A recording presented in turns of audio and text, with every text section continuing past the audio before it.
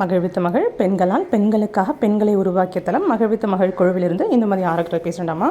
Daily ஏதோ ஒரு உறவுக்கு நன்றி சொல்லிக்கிட்டே இருக்கோம். ஸோ இன்றைக்கி நம்ம சொல்ல போகிற நன்றி உணர்வு என்ன அப்படின்னா, யாருக்கு அப்படின்னா நம்மளுடைய அப்பாவுக்கு. தந்தை அப்படிங்கிற ஒரு உறவுக்கு தான் இன்றைக்கி நம்ம என்ன பண்ண போகிறோம், மனசார நன்றி சொல்ல போகிறோம். ஸோ இந்த நன்றியோட அழகான ஒரு டாப்பிக்கை நான் இதை ஃபீல் பண்ணுறேன். ஏன் அப்படின்னா, அம்மா அப்படிங்கிறவங்க அந்த வீட்டுக்குள்ளேயே இருப்பாங்க. ஒரு உலகம் அப்படி இருக்கும். அம்மாவோட உலகம் ரொம்ப சின்னது. ஆனால் ஒரு அப்பா அப்படின்னா, அப்பாவை பற்றின ஒரு வரைமுறை பார்த்திங்க அப்படின்னா, எல்லா குழந்தையும் அம்மா இடுப்பில் தூக்குவாங்க. ஆனால் அப்பா மட்டும் என்ன பண்ணுவாங்கன்னா தோளுக்கு மேலே தூக்குவாங்க. ஏன் அப்படின்னா, நான் பார்த்த உலகத்தை நான் என் குழந்தை பார்க்கணும்னு ஆசைப்படுறது ஏமா. ஏன்னா அவங்க என்ன உலகம் பார்த்தாங்களோ அதை அப்படியே நம்மகிட்ட ரிஃப்ளெக்ட் பண்ணுறது அம்மா. ஆனால் அப்பா அப்படிங்கிறவன் நான் பார்க்காத உலகத்தையும் என் குழந்தை பார்க்கணும் அப்படின்றதுக்காக தோல் மேலே தூக்கி வச்சு இந்த உலகத்தை வந்து நான் பார்க்காத உலகத்தை நீ பாரு அப்படின்னு சொல்லி அவங்கள வந்து வளர்ப்பாங்க அப்படின்னு சொல்லுவாங்க. ஸோ அந்த மாதிரி ஒரு அப்பா தான் வந்து ஆக்சுவலாக எல்லாருக்கும் இருப்பாங்க. மோஸ்ட் ஆஃப் த பர்சனுக்கு அப்பா அப்படிங்கிறவங்களோட ரியல் நேச்சர் தான். ஏன்னா ஆண் அப்படிங்கிறது அடையாளம் என்னன்னா, பெண் அப்படிங்கிறதுக்கு மென்மையும், அதே மாதிரி ஆண் அப்படிங்கிறதுக்கு அன்பும் அரவணைப்பும் தேவைப்படுற ஒரு ஜீவன். அதாவது எப்போவுமே என்ன எல்லாருக்கிட்டையும் எதிர்பார்ப்பாங்க. ஸோ எனக்கு அது வந்து அவங்க நம்ம கொடுக்க ட்ரை பண்ணுவாங்க. ஏன்னா வந்து அப்பா அப்படிங்கிற ரோல் வந்து அம்மாவோட ப்ரொடக்டிவ் ஸ்பேஸாக இருக்க மாதிரி இருக்கும். நிறைய நேரங்கள் நமக்கு ஒரு நல்ல அட்வைஸ் பண்ணுற ஒரு நல்ல பர்சனாக இருப்பாங்க. பட் சில பேருக்கு அவங்க வந்து இப்போ குடிக்கிறவங்களா இருப்பாங்க, இல்லை வந்து ஒரு கேரக்டர் வந்து நம்ம ஃபேமிலி டச்சில் இல்லாமல் கொஞ்சம் தள்ளி இருப்பாங்க. இந்த மாதிரி அப்பா அப்படிங்கிற ரோல் வந்து இப்போ வந்து சொசைட்டியால் நிறைய இடங்கள்லாம் தள்ளி போயிருக்கு. அப்போது நிறைய அந்த அப்பாங்கிற ரோல் வந்து கண்டிப்பாக இப்போ உள்ள ஜென்ரேஷன் தேவைப்படுது. பட் ஆனால் அவங்க அதை பூர்த்தி பண்ண முடியாமல் சில பேர் இருக்காங்க. அப்பா ரொம்ப குடிப்பாங்க, அப்பா அவங்களோட தள்ளி போயிருக்காங்க அப்படின்னா அவங்களோட லைஃப்பில் ஏதோ ஒரு விஷயம் நடந்திருக்கும். அதனுடைய தாக்கம் தான் வாழ்க்கை மேலே ஒரு பயம் இருந்திருக்கும்.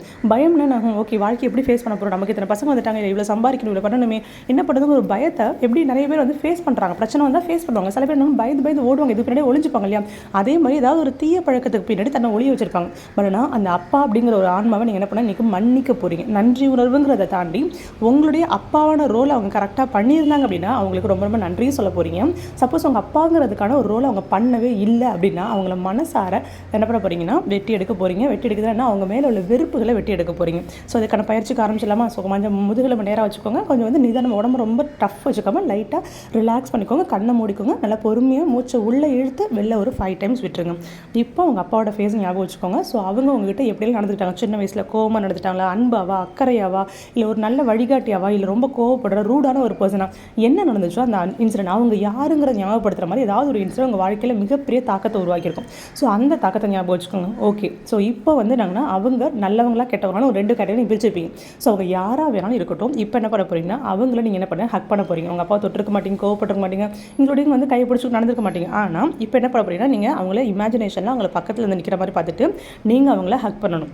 ஓகே, ஃபஸ்ட்டு அவங்க ஹக் பண்ணுறதுக்கு அலோவ் பண்ண மாட்டாங்க. கொஞ்சம் நேரம் கழிச்சு அவங்க ஹக் பண்ண அலோவ் பண்ணுவாங்க. ஆனால் அவங்க கோவப்படுறாங்க இல்லை ரொம்ப ரூடான பர்சனாக இருக்காங்கன்னா ஹக் பண்ண மாட்டாங்க.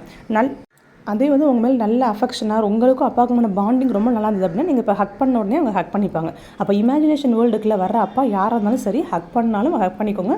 ஹக் பண்ண மாட்டேன்னு அடம்பிடிச்சாலும் நீங்கள் என்ன பண்ணணும், அவங்களை இருக்கமாக கட்டி பிடிக்க முயற்சி பண்ணணும். ஃபஸ்ட்டு உங்கள் அப்பா அப்படிங்கிற உரிமையில நீங்கள் இப்போ ஹக் பண்ண போகிறீங்க. இப்போ என்ன பண்ண போகிறீங்கன்னா, I am so sorry. So நீங்கள் உங்கள் லைஃப்பில் ஏதோ ஒரு பெயின்ஃபுல் மொமெண்ட் இருந்திருக்கு. அந்த பெயின்ஃபுல் மொமெண்ட்டை நீங்கள் என்கிட்ட காட்டிக்கக்கூடாது, ஏன் முன்னாடி தோற்றுறக்கூடாது அப்படிங்கிறதுக்காக நீங்கள் என்ன பண்ணால் நீங்கள் நிறைய விஷயத்த நீங்கள் பண்ணீங்க. அது வந்து சில நேரங்களில் என்னை காயப்படுத்தியிருக்கு.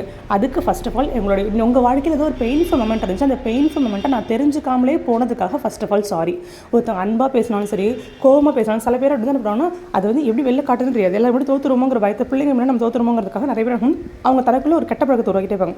அவங்க வாழ்க்கையில் ஏதோ ஒரு கசப்பான ஒரு கருப்பான நேரம் இருந்திருக்கு. அதை நம்மகிட்ட ஷேர் பண்ண அவங்க யோசிச்சிருக்காங்க. இல்லை நம்ம அதுக்கு டைம் கொடுக்கல, நம்ம சின்ன பிள்ளைங்க நம்மகிட்ட என்ன ஷேர் பண்ண நினச்சிருப்பாங்க. அப்போ என்ன ஆகுனா உங்கள் லைஃப்பில் ஏதோ ஒரு கருப்பான ஒரு விஷயம், ரொம்ப கஷ்டமான ஒரு வாழ்க்கை இருந்திருக்கு. அந்த வாழ்க்கையிலேருந்து வெளில வர தெரியாமல் நீங்கள் இதுக்குள்ளே பேர்ந்துருக்கீங்க. உங்களை வழி நடத்துறதுக்கு அப்பா இல்லாமல் இருக்கலாம், அவங்க அம்மா இல்லாமல் இருந்திருக்கலாம், ஏதோ ஒரு விஷயம் இருந்திருக்கும். அதனால மேபி அந்த உங்கள் வாழ்க்கையை சரி பண்ணாமல் போனதுக்கோ இல்லை உங்களுக்கு நம்ம பாண்ட் நான் சரி பண்ணாமல் போனதுக்கு ஃபர்ஸ்ட் ஆஃப் ஆல் சாரின்னு சொல்லுங்கள். I am so sorry. அடுத்து ப்ளீஸ் ஃபர்கிவ் மீ, என்னை வந்து தயவு செஞ்சு மன்னிச்சிடுங்க. அதுக்கான முயற்சி நான் எடுக்கலை, இல்லை அதுக்கான சில முயற்சிகள் நான் எடுத்து அது தோத்துட்டுங்கிறதுக்காக அதை நான் அப்படி விட்டுட்டேன். அது ஜெயிக்கிற வரைக்கும் நான் வந்து அதை பண்ணியிருக்கணும். உங்களை வந்து என்னோட அப்பா நல்ல அப்பாவை மாறதுக்கோ இல்லை நல்ல பாண்டாக மாறதுக்கோ அதுக்காக நான் வந்து முயற்சி எடுத்துருக்கணும். கண்டிப்பாக அதுக்கு நம்ம மன்னிச்சுக்கோங்க அப்படி சொல்லுங்கள். உங்களுக்கு ஒரு நல்ல அப்பாவாக இருந்தாங்க அப்படின்னா okay, first of all maybe உங்கள் லைஃப்பில் என்கிட்ட சொல்லாமல் நீங்கள் என்கிட்ட எவ்வளோ சிரிச்சு நடந்துட்டாலுமே உங்கள் லைஃப்பில் ஒரு பெயின்ஃபுல் மொமெண்ட் இருந்துக்கும் தானப்பா, நீங்கள் அதை என்கிட்ட நீங்கள் ஷேர் பண்ணதே இல்லை. ஸோ அதனால ஃபர்ஸ்ட் ஆஃப் ஆல் அதை நான் தெரிஞ்சுக்கணும்னு ஆசைப்படுறதில்லை. எங்களோட சக்ஸஸ் மட்டும் அதில் உங்களோட சிரிப்பு மட்டும் தான் நான் பார்த்துருக்கேன். உங்களோட கஷ்டம் கஷ்டத்தை நான் பார்த்ததே இல்லைப்பா அப்படின்னு சொல்லிட்டு நீ என்ன பண்ணணும் அப்படின்னா உங்கள் அப்பா கிட்ட என்ன பண்ணணும், அதே மாதிரி ஐ எம் ஸோ சாரிப்பா, உங்கள் லைஃப்பில் ஏதாவது என்கிட்ட சொல்லாமல் நீங்கள் இருந்திருக்கீங்களா, உங்கள் லைஃப்பில் ஏதாவது பிரச்சனை வந்திருக்கா, என்கிட்ட ஷேர் பண்ண மறைச்சி வச்சிருக்கீங்களா அப்படின்னு உங்கள் அப்பா கிட்ட I am so sorry please forgive me.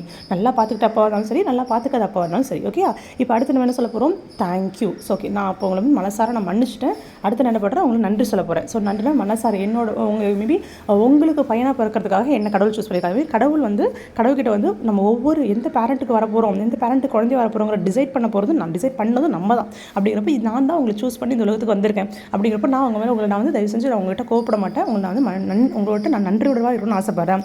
வந்து ரொம்ப ரொம்ப தேங்க்ஸ் அப்படின்னு சொல்லிட்டு லாஸ்ட்டில் ஐ லவ் யூ. நீங்கள் எப்படி வேணாலும் இருப்போங்க, என்ன குணமாக வேணாலும் இருப்போங்க, நீங்கள் ஏன் அப்பா அப்படின்னு இது வரைக்கும் உங்கள் அப்பான்னு சொல்லாமல் கூட நீங்கள் இருக்கலாம். அப்பான்னு ப்ரௌடாக சொல்லுங்கள், thank you so much and I love you. I love யூன்னு சொல்லும்போது அழுத்தம் திருத்தமாக சொல்லுங்கள், நல்லா ஹேக் பண்ணுங்கள். முடிஞ்சால் உங்களுக்கு வந்து நல்லா கையை இருக்க ஹோல்ட் பண்ணுங்கள். ஸோ அப்போ வந்து உங்களுக்கு உங்களையும் மீறி சில பேருக்கு கண்ணில் தண்ணி வரும். ஓகே, அவங்க எப்படி பெற்றவங்க இருந்தாலும் பரவாயில்ல, உங்கள் அப்பா ஓகேவா, அவங்க மேலே ஏதாவது கோவமோ வருத்தமோ இருந்தால் அதை தயவு செஞ்சு மன்னிச்சிருங்க. ஸோ இன்றைக்கி கடவுள்கிட்ட வந்து சொல்லிடுங்க. ஸோ உங்களோட மனசில் உள்ள வழிகள் எல்லாத்தையும் கடவுள் எடுத்துக்கணும்னு ஆசைப்பட்றேன். So wish you all the best and have a nice டே. அப்படி சொல்லி முடிச்சதுக்கப்புறமா நீங்களும் உங்கள் அப்போ ஹாப்பியாக கையை பிடிச்சி நடந்து ஹாப்பியாக சிரிச்சிட்டே வர மாதிரி இந்த இமேஜினேஷனை முடிங்க. ஸோ இதே மாதிரி உங்கள் லைஃப்பில் எல்லா விதமான ஹாப்பினஸும் உங்கள் அப்பா உங்களுக்கு கொடுப்பாங்க. So wish you all the best and have a nice day. Thank you and thank you so much டம்மா.